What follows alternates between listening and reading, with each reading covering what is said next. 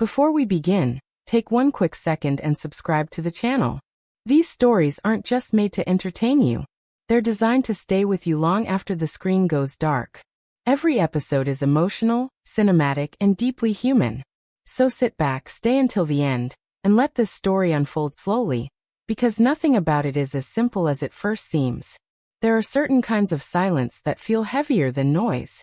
Not the peaceful kind. Not the quiet of a rainy evening or an empty street at dawn. I'm talking about the silence that grows between people who once promised to care about each other. The kind that slowly fills every room until breathing inside it feels impossible. That was the kind of silence sitting in my apartment that night. I sat on the floor beside the couch with my knees pulled against my chest, staring at the glow of the city through the window. Cars moved below. People laughed somewhere in the distance. Life continued as if nothing had changed. But everything in my world had. Just 8 hours earlier, I still had a job. For almost 3 years, I worked at a small cafe downtown. It wasn't glamorous, but it was mine.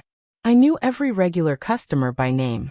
I knew who wanted extra foam, who hated sugar, who secretly ordered decaf while pretending they drank espresso. My mornings had structure, purpose, familiarity. Then, without warning, the owner gathered us together and announced the cafe was shutting down immediately. No notice. No backup plan. No final paycheck beyond what we were already owed.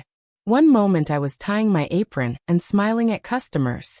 The next, I was carrying a cardboard box of my belongings through the parking lot, trying not to cry in front of strangers. By evening, reality hit harder. Rent was due in 6 days. My savings account barely looked alive. Groceries were already stretched thin. I remember opening my fridge and staring at half a carton of eggs and expired juice like they might magically solve something. That's the thing about fear. Real fear doesn't scream. It whispers. It sits quietly in your chest and tightens slowly, until every thought becomes heavier than the last. And in moments like that, you reach for the people you believe will catch you. So I called my boyfriend. We had been together for almost 2 years, though sometimes it didn't feel that way. He liked distance, space, independence. At first, I admired that about him. I told myself it meant we respected each other's individuality.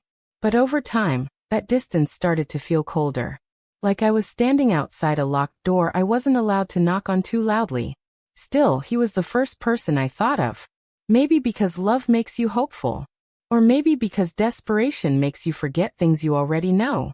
When he answered, his voice sounded distracted. "Hey," he said casually. I tried to steady myself before speaking, but my voice cracked anyway. "I lost my job today." There was a short pause. "Oh," he replied. "That sucks." The words landed flat. I looked down at my trembling hands. "I don't know how I'm going to pay rent this month." Another pause. Then he sighed softly, almost impatiently. "Well, you'll figure it out." Something about the way he said it hollowed me out instantly. Not cruel. Not angry. Just detached. Like my pain was inconvenient background noise during his evening. I swallowed hard. "I was wondering if maybe you could help me a little this month," I said carefully. "Just until I find something else." Silence. Then finally, "I don't think that's really my responsibility." I blinked slowly, certain I'd heard him wrong. "What?"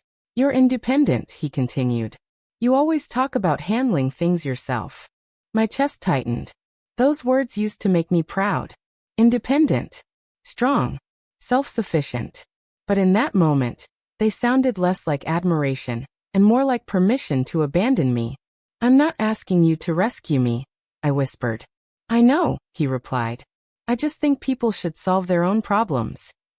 People. Not us. People. The conversation died after that. Neither of us knew how to save it. "Anyway," he muttered eventually, "I hope things work out." Then the call ended. I stared at my dark phone screen for a long time afterward. It's strange how heartbreak doesn't always arrive dramatically. Sometimes it enters quietly, disguised as disappointment. That hurt more. Because disappointment lingers. I don't know how long I sat there before the knock came at my door. Slow. Calm. Measured. Not aggressive. Not impatient. Just deliberate. I quickly wiped beneath my eyes and stood up. embarrassed even though nobody could see me yet. When I opened the door, my landlord stood in the hallway. He was older, maybe mid-40s, tall with calm eyes that seemed to notice everything without making you uncomfortable. He always carried himself with quiet confidence, the kind that doesn't need attention to feel powerful. "I'm sorry to bother you this late," he said politely. "I wanted to follow up about the rent notice." My stomach immediately dropped. Of course. The rent. For a second, I considered lying, saying the money was coming, saying everything was fine. But exhaustion won. "I lost my job today," I admitted quietly. He studied my face carefully. Not judgmentally, just carefully. Then his expression softened. "That's rough," he said. "I'm sorry." 3 simple words. But they carried more warmth than the entire conversation I'd just had with someone who claimed to love me. I looked away, ashamed by how emotional that realization felt.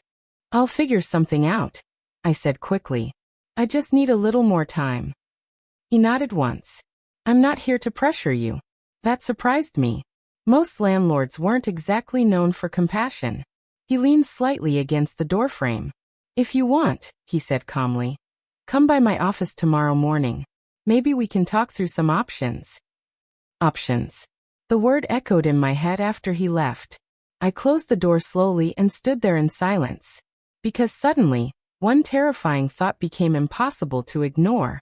The person I expected to care for me emotionally had made me feel completely alone. And the stranger I only knew through rent payments had shown me more humanity in 2 minutes than my boyfriend had all night. I barely slept. Every time I closed my eyes, I replayed the phone call. "You'll figure it out." The words kept repeating in my head, colder each time. By morning, exhaustion had settled deep into my bones.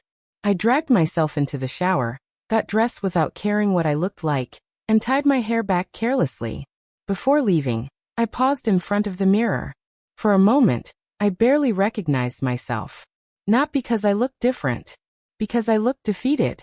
And that frightened me more than unemployment did. The landlord's office sat only a few blocks away from my building. I'd passed it hundreds of times before without thinking much about it. But walking toward it that morning felt strangely intimidating. Soft jazz music played quietly inside when I entered. He looked up from behind his desk and gave a small nod. "You came."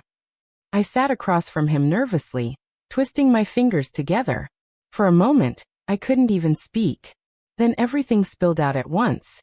"I don't have the rent," I admitted. "I've already started applying for jobs everywhere. I'm trying, I swear. I'm not just waiting for someone to save me."